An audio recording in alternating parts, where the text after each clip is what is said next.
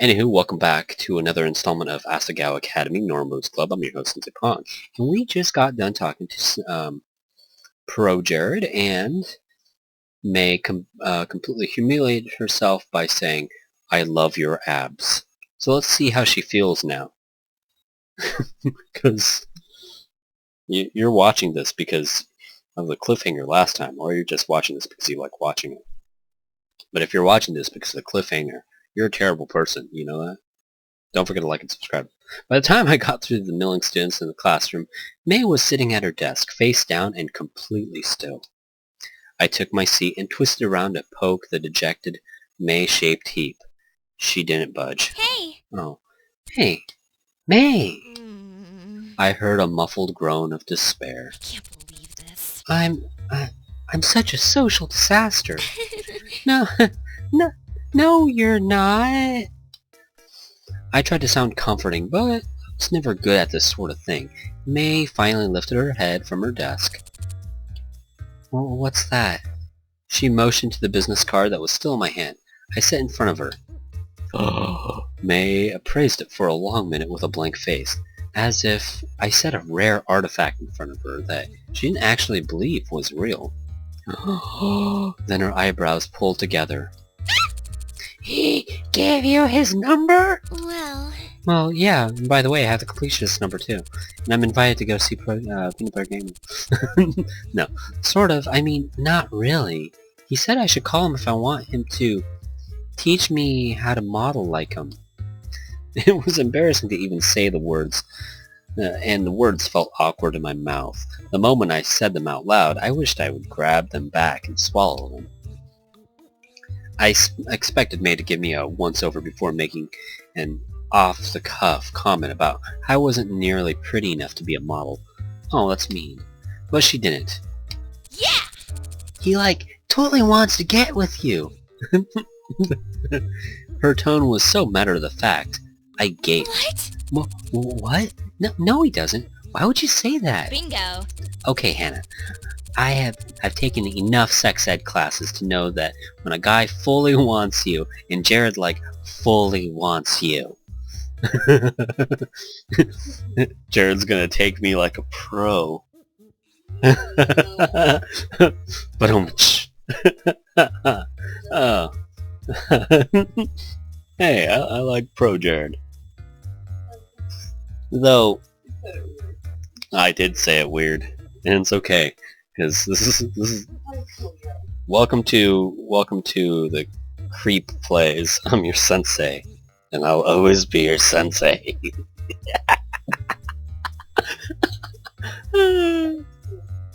Yeah, it is creepy, but okay. And in all honesty, I hope I kind of hope none of the Normal Boots at Hidden Block guys ever watch this. But if I'm not gay.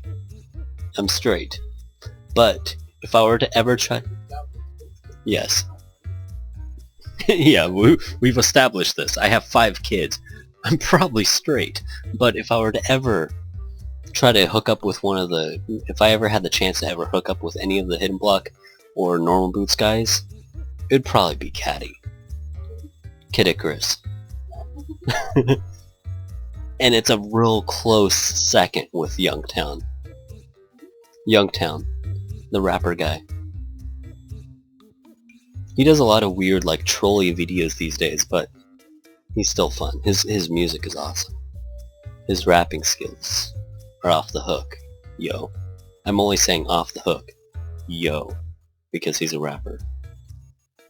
I'm not trying to be disrespectful to the art form. I respect rappers because I can't. I could write lyrics, but I don't.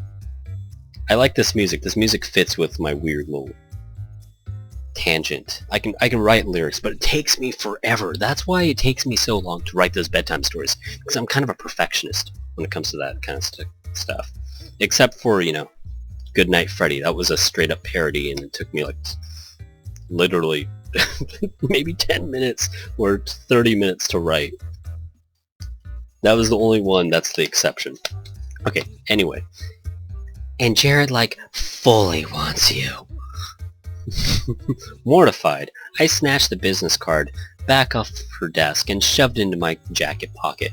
Turning away, my cheeks felt like they were on fire. By now the classroom was filled with students. They chattered amongst themselves, but the white noise of their conversations wasn't loud enough to drown May out. Out of the corner of my eye, I can see John and PBG seated in their desks and back in the back of the classroom. I'm talking seriously, grabby hands in the back of his dad's Camaro here. You're gonna make babies with Pro Jared, Hannah.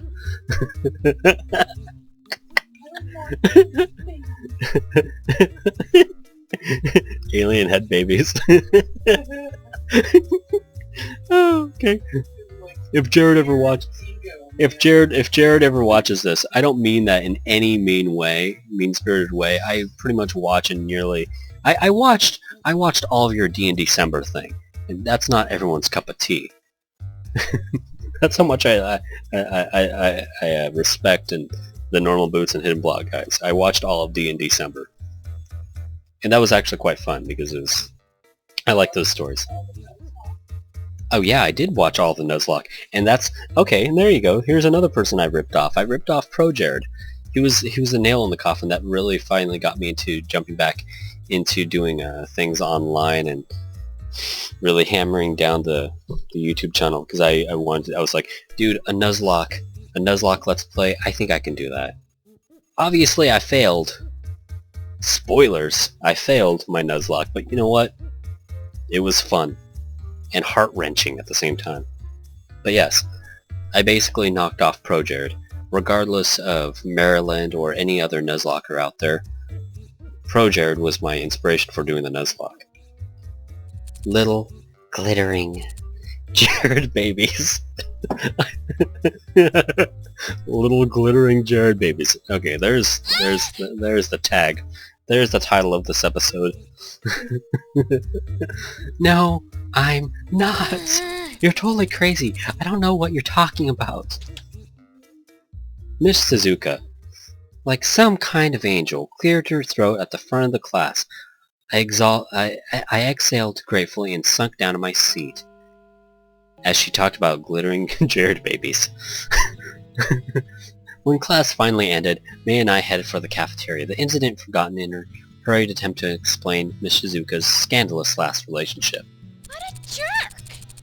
Seriously, he spent all this time trying to choose between her and some dead chick who only liked him because he looked like her ex-boyfriend. Wait, what? I mean, who does that? We got our food and hesitated in the middle of the room, looking at the Normal Boots table. Neither of us wanted to go up and demand a seat, especially after wiggling our way in the day before. What if they changed their minds? But Satch, noticing us standing like lost lambs in the middle of the room, waved us over. Hey, girl. Oh. Oh man, I'm wearing headphones, and the Satch's voice just like butter, just like caressed my ear. Hey girl, how was class? Oh, you know, normal. Satch nodded and turned away, having been in the middle of I'm talking to Josh. This is almost creepy, because I'm not sure if I've ever heard Satchback say that in any of his videos, but it was very comforting. Maybe I have to rethink my, my hypothetical if I'm not straight and I was gay, and putting Satchbag at number 2 just because of his voice. That was awkward. Despite how familiarly he treated me, I still don't know how to talk to him, or any of them. I looked across the table and locked eyes with PBG, who stared at me like I was a baby German shepherd. You. Alright! And yay, Paul came in. Cookies! What? What? Aw, sick! You brought us cookies. You're the best, Gerard. Gerard. Paul sprang... I can't get my mind out of Jared babies. Paul sprang out of his chair and practically tackled Gerard. Ah! Whoa, calm down. There's more than enough cookies to go around. Gerard started passing out the cookies around the table, but paused. You're back again? He looked at May and me. I tried to ignore the disappointment on his face. Oh, wait, Well- what? Well, here. He handed us each a cookie. Oh, he wanted more cookies. Then headed back across the cafeteria. I stared at the small chocolate chip melting in the warm cookie. "Do you not want us here? But he was so nice yesterday." I didn't even want to eat the cookies. Not if he was gonna be as two-faced as that. Hey! Watch where you're walking next time. A sheepish Gerard stood next to a short, skinny boy who was holding his tray above his head. I'm sorry, I'll be more careful. Oh, you. You're from Normal Boots. Oh, wait. Oh, okay. Wait, you're the guy who plays with the itty-bitty kitties, aren't you? The boy sneered. How the hell do you manage to get in a group like that? Huh? They're my friends. Playing with those stupid dolls? You're an embarrassment. Oh, don't be mean to Gerard. The kid's friends were hitting his shoulders, looking from Gerard to our table with panicked eyes. I like what I like. I think they're fun. Shh. Whatever. The kid was led off by his friends. Gerard came back and sat down at the table. Oh. That was weird. Gerard sat down and began happily munching on his cookie, looking for all the world like he didn't even care about what just happened. I scanned the cafeteria for the boy who heckled him and found him sitting alone at a table, head in his hands. His friends left him behind. What was that about? Oh, that. I used to get it all the time. I collect itty-bitty kitty figurines. You know, that kids show with the 5 kittens who live in Kitten Town? They were originally supposed to have magic powers, but whatever, I collect their figurines. They're so cute! I've almost got them all. I'm only missing Princess Pumpernickel. She's the rarest. But why was that guy making fun of you? Doesn't it bother you? I was afraid of bringing up bad feelings, but Gerard just shook his head. It looks kinda weird, right? A teenage boy collecting toys meant for little girls. Uh-huh. But I like them, so I don't let it bother me. Sorry, I don't bring enough cookies for the first time. Hana, I forgot you were joining us again, but I'm glad you're here. I bit my lip. See, Hannah? He was being nice the whole time, and you were jumping to conclusions. Hey, your cookie will get cold if you don't eat it. I unwrapped the cookie. Scents of chocolate and cinnamon hit me. I broke off a piece and popped it in my mouth. Gerard whispered something into Nick's ear, who started laughing so hard milk came out of his nose. Was he really okay with people making fun of him? I couldn't believe it. I didn't believe it. At my old school, people made fun of me every day. It was hell. There was no way he could just brush it off like that. Not when I tried so hard to do the same. But as I finished the cookie and started on my ramen, and Gerard continued to laugh with the rest of the Normal Boots, I wondered whether it was as impossible as I always thought. Hana? Hana, can you pass me some pepper? I got it here, Jared. Thanks. What's your name again? Oh, it's May. Nice. Thanks, May. Oh, ... Hana! Oh, Hana, ready to head back? Huh? Oh yeah. Did May look sad, or did I imagine it? We threw our trays on the racks and headed out of the cafeteria. As we waved to Normal Boots, and Gerard cheerily waved back, a sudden pang hit my stomach. Was it guilt? Or the cookie? After class ended that day, May said she had volleyball practice and sped off. Thankfully this time I knew I was where I was going, so I headed straight back and collapsed on my bed. It was nice to have some time to myself. After everything that happened, I felt like I was going crazy. I could use some relaxation.